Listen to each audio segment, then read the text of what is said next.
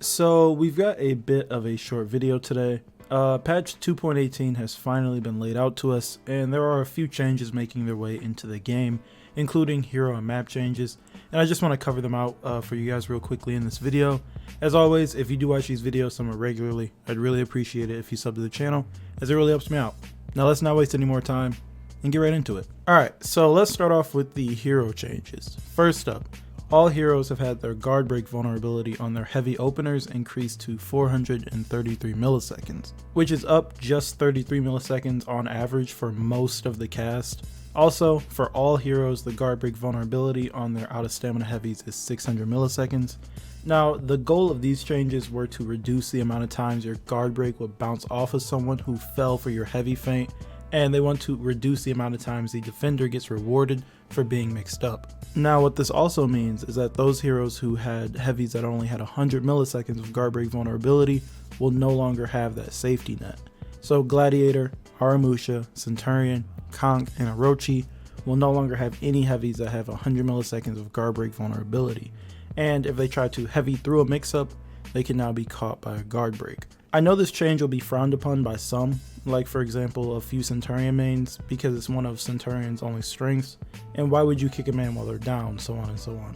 But I don't think these heavies ever needed to be in the game in the first place, because not only are they annoying to deal with and made some unblockable to Guardbreak mix-ups much less effective, it didn't make sense that they were just an exception to the rule, you know? I feel like they may have also made this change to help newer players who didn't understand why their Guardbreaks weren't working on these heroes who threw heavies, while it did work on others, and to just make things feel more consistent as a whole. Out of the changes we see in this patch, this one is my favorite, and while we're on the topic of 100 millisecond Guardbreak vulnerability, all chained attacks now have 100 milliseconds of Guardbreak vulnerability. This is another nice change. We all know how annoying it is to try and fight off 2 or 3 people only to get guard broken for wanting to fight back and use the chained attack while target switching. This will help every hero, especially heroes who only have heavy finishers instead of light finishers. This change also affects multi-hit zones and moves that come after parries. Next up, they made a few changes to back dodges for a few heroes. Centurion, Conk, BP, Highlander, Hitokiri, Shaman, Shaolin, Shinobi, Valk, Warden, and Warlord have all had their back dodges movement slightly adjusted.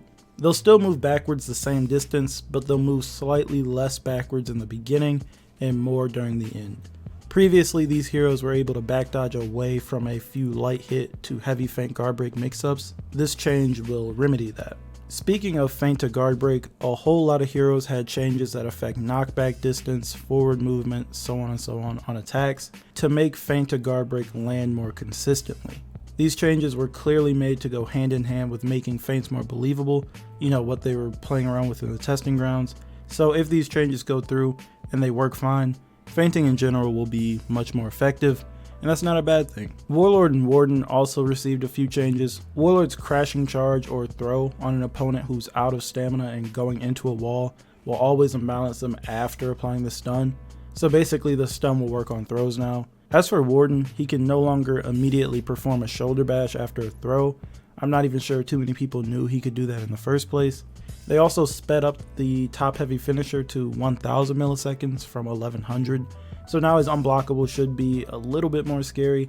They also reduced the stamina cost of his shoulder bash to 12 from 20, which was not an expected change. I'm not really sure why they'd make shoulder bash a little better, but oh well. And finally, they increased the forward throw wall splat window to 600 milliseconds into the throw from 500 milliseconds. Now on the map changes, UB is continuing to make changes to maps, and with this patch, 3 Dominion maps have been adjusted. First up, Temple Garden. They remodeled the C point, which is the point with the big tree. It looks good now. They added railings to the bridge from the attacking spawn and changed the rock bridge from defender spawn to a normal wooden bridge with railings.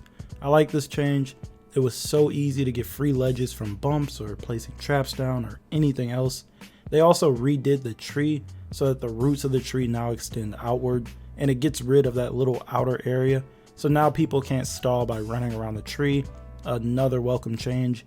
Any change that reduces stalling is nice in my book. The point looks really good, and there are still 2 ledges for those of you who wish to ledge people. On Citadel Gate, they made a change to each of the home points. On A, they added a new access ramp from the spawn so that the whole drop down thing is gone and you can walk down instead. You can drop down if you choose on the right side. You can't drop attack from it, of course, but the ramp is there so you aren't forced to drop into whatever is waiting for you down there like a trap, and you stand a better chance from fighting from spawn if someone is waiting for you there. On the C point, they added railings to the top of the ladder, another nice little change. Ladders in For Honor have always been a bigger threat than some of the heroes in this game, and this particular ladder has been a headache to many. You can bump into a teammate and knock them off the ledge if you both try to go down that ladder at the same time, or even if someone was just coming up and someone else was standing there. So yeah, nice changes on Citadel Gate. And lastly, they made a change to the shard again. They put the spikes back on point A. Not too long ago they removed these spikes, but they realized that the spikes weren't too much of an issue to begin with, so they just put them back. And that's about it for the most part. There were a ton of bug fixes. They also reduced the skip time for the battle pass screen after matches, and they adjusted the player expression on male raider to make outfits look better. But anyways, that's all I've got for this video. I didn't expect this patch to show up so soon.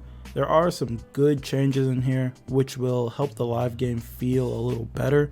I'm going to miss the testing grounds, but at this point I'm really excited to see if UB shares any data or just lets us know what's going through or what needs to be worked on. Anyways, I do want to hear from you guys, so be sure to talk to me down in the comments about anything we talked about in this video.